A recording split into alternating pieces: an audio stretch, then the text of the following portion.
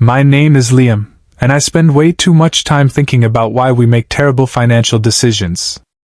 If you're someone who's ever looked at your bank account and wondered where all your money went even though you didn't buy anything major, make sure to hit the subscribe button and give this video a thumbs up if this helps you out.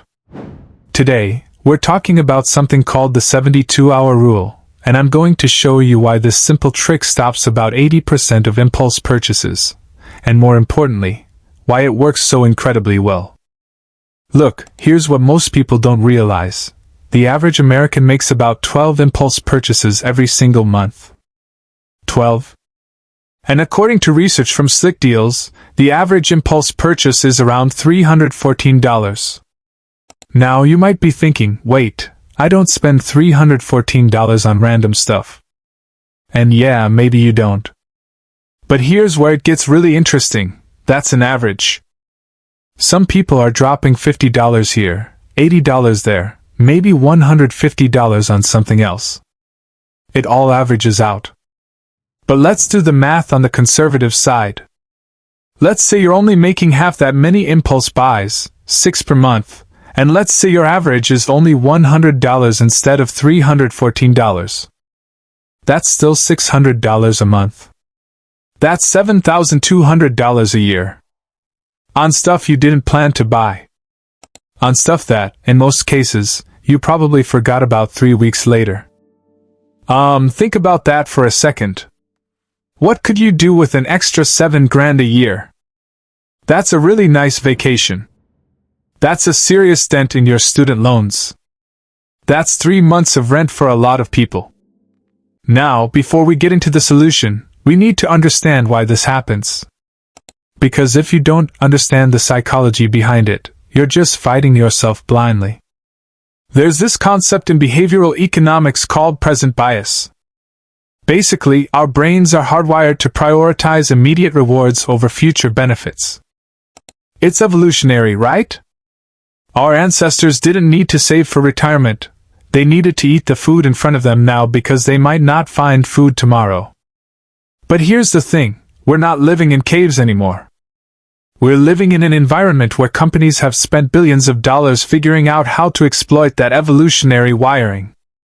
Every marketing team, every app developer, every retail store is specifically designed to trigger your present bias and make you buy right now. Amazon has that one-click purchase button. Fashion websites have countdown timers. Only 3 left in stock. Sale ends in 4 hours. Your favorite influencer is showing you something they can't live without. They're all doing the same thing, creating urgency.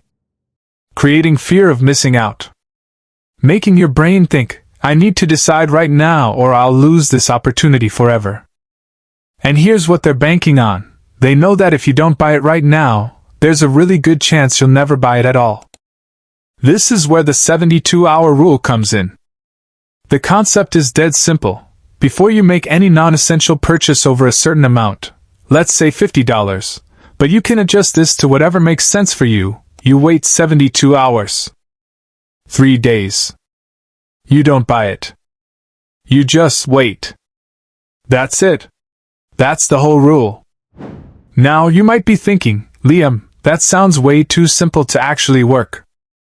And I get it. But look, there's real science behind why this is so effective. First, there's something called the cooling-off period in consumer psychology. When you first see something you want, your brain floods with dopamine. You get excited. You start imagining how great your life will be with this thing. Your emotional brain is in the driver's seat, and your rational brain is just along for the ride. But emotions fade. That's just how they work. If you force yourself to wait 72 hours, that initial dopamine hit wears off. Your rational brain gets a chance to actually evaluate whether this purchase makes sense. A study from the Journal of Consumer Research found that when people delayed gratification even briefly, their desire for non-essential items decreased by an average of 74% within 3 days. 74%! So why 72 hours? Why not 24 hours or a week? Here's the thing, 24 hours often isn't enough. you're still kind of in that excited state. The marketing is still fresh in your mind. You're still thinking about it constantly. But 3 days? That's enough time for you to experience a few full cycles of daily life. You go to work. You hang out with friends. You do your normal routine. And suddenly, that thing you were convinced you needed doesn't seem quite so urgent anymore.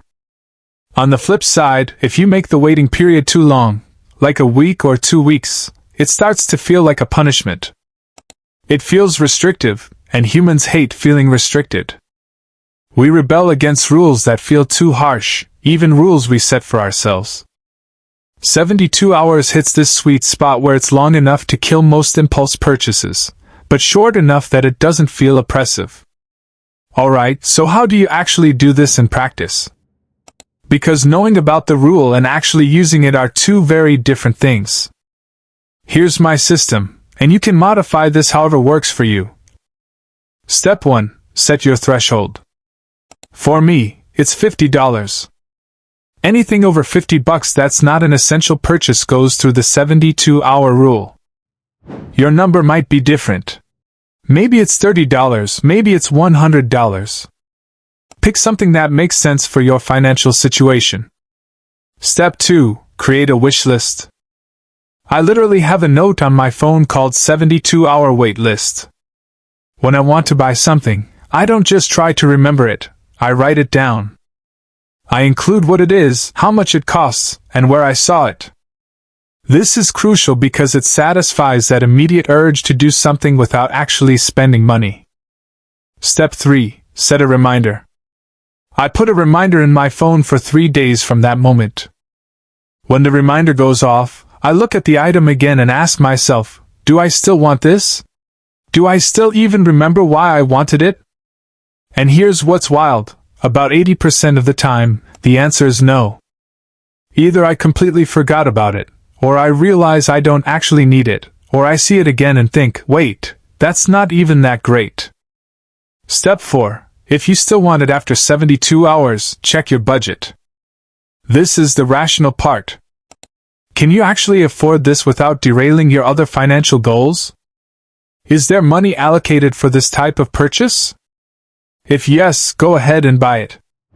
If no, it goes back on the list for another review period. There's actually some fascinating psychology behind why this works so well, beyond just the cooling off period. First, there's something called mental accounting. When you write something down on a list and set it aside for 3 days, your brain kind of categorizes it as dealt with. You've taken action, you've acknowledged the desire, you've recorded it, you've set a plan. That actually reduces the anxiety and urgency you feel. Second, there's the endowment effect, in reverse. Usually, the endowment effect means we value things more once we own them. But there's a flip side. When we don't take ownership of something immediately, we never form that attachment. Those headphones I mentioned at the beginning? I never owned them, so I never felt like I was losing something by not buying them. Third, and this is big, there's decision fatigue. Every decision we make depletes our mental energy. By implementing the 72-hour rule, you're actually reducing decision fatigue because you've already made the decision. I wait 72 hours. You don't have to argue with yourself in the moment. The rule is the rule. Now I know what some of you are thinking.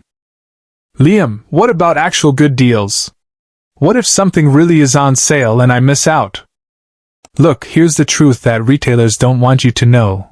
There's always another sale. Always. Black Friday comes every year. Cyber Monday comes every year. End-of-season clearances happen like clockwork. That limited time offer is almost never as limited as they claim. And even if you do occasionally miss out on a deal, so what? You know what's better than saving 30% on something? Saving 100% by not buying it at all. But let's say it really is a legitimately rare opportunity, like a once-in-a-lifetime price on something you've been planning to buy anyway. Here's the key phrase. Planning to buy anyway. If it's something that was already in your budget, already on your radar, already part of your financial plan, then it's not an impulse purchase. Buy it.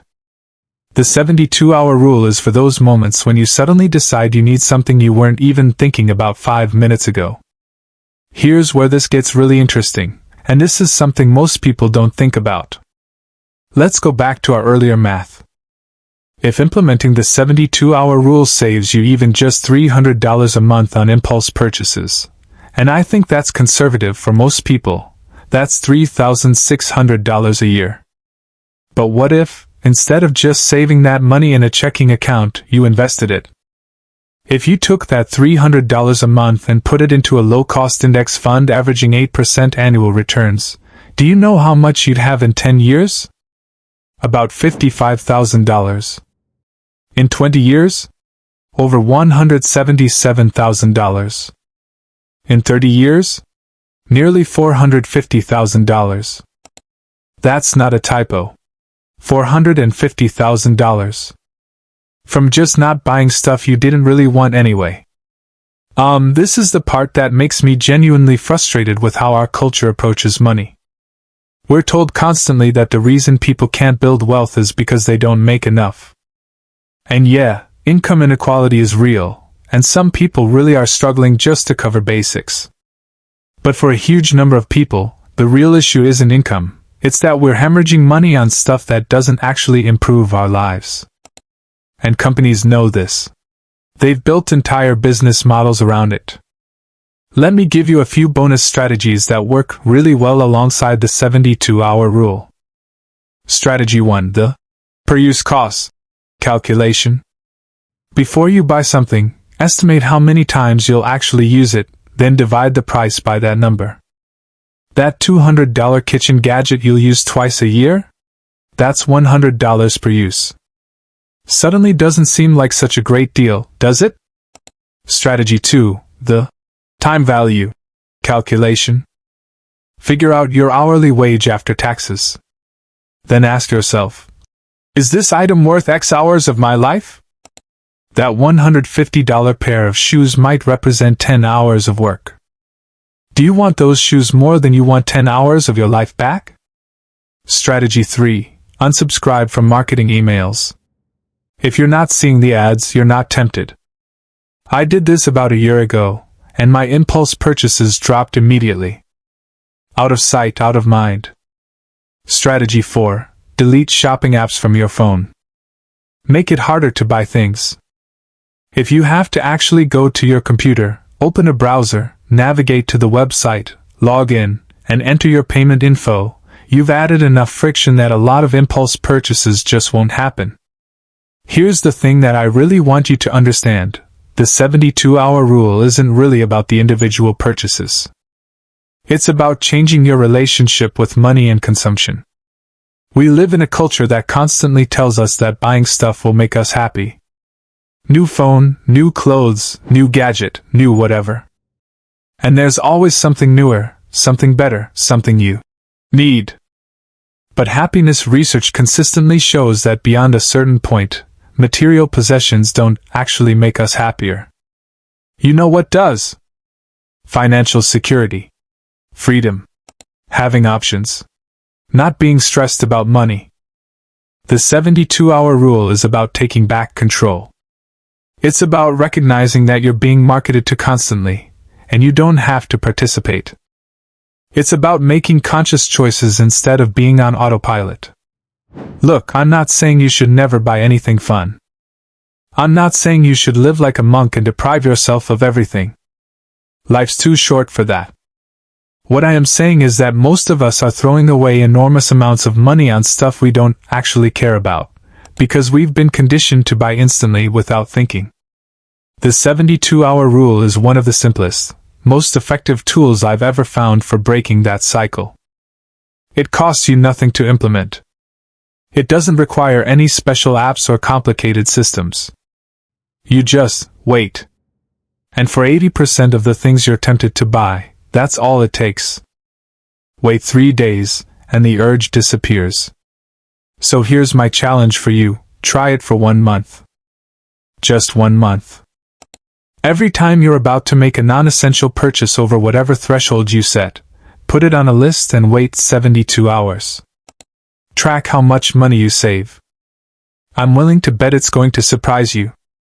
And if this video helped you out, make sure you hit that subscribe button and ring the notification bell so you don't miss future videos. I put out new content every week on personal finance, investing, and building wealth without making yourself miserable. Drop a comment below and let me know, what's the most ridiculous impulse purchase you've ever made? The one where you looked at it a week later and thought, "What was I thinking?" I'll go first. I once bought a bread maker at 2 a.m. that I used exactly one time. Don't be like 2 a.m. Liam. Thanks for watching, and I'll see you in the next one.